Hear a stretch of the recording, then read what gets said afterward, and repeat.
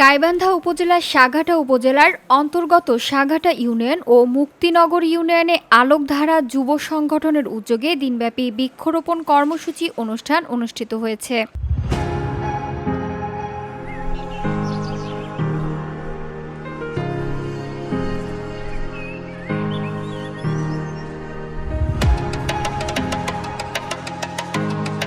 কর্মসূচিতে কচুয়াহাট উচ্চ বিদ্যালয়, খামার ধনারুহা দক্ষিণ মাদ্রাসা, পুটিমারী সরকারি প্রাথমিক বিদ্যালয়, ভরতখালী বন্দর বালিকা উচ্চ বিদ্যালয় ও ভরতখালী বন্দর সরকারি প্রাথমিক বিদ্যালয়ের ফাঁকা স্থানে গাছের চারা রোপণ করা হয়। এসব গাছের মধ্যে রয়েছে বিভিন্ন প্রজাতির ফল শোভাবর্ধনকারী বিভিন্ন গাছ।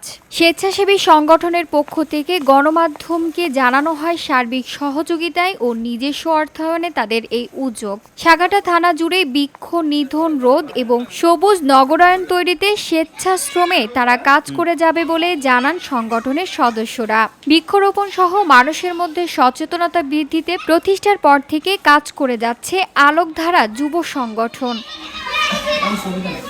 উচ্চ কর্মসূচিতে উপস্থিত ছিলেন আলোকধারা যুব সংগঠনের উপদেষ্টা মোহাম্মদ সারোয়ার হোসেন ও সংগঠনের সদস্য মোস্তাফিজুল ইসলাম নাহিদ, ইমন মিয়া, প্লাবন, সোলেইমান জিহাদ, আল আমিন।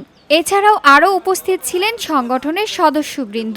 এদিকে বৃক্ষরোপণ কর্মসূচিতে যারা সরাসরি ও আর্থিকভাবে সহায়তা প্রদান করেছেন তাদের প্রতি কৃতজ্ঞতা প্রকাশ করেন। সেই সঙ্গে ভ্রমণ সংগঠনগুলোকে বৃক্ষরোপণ কর্মসূচিতে এগিয়ে আসার আহ্বান জানান। VOD Bangla news desk.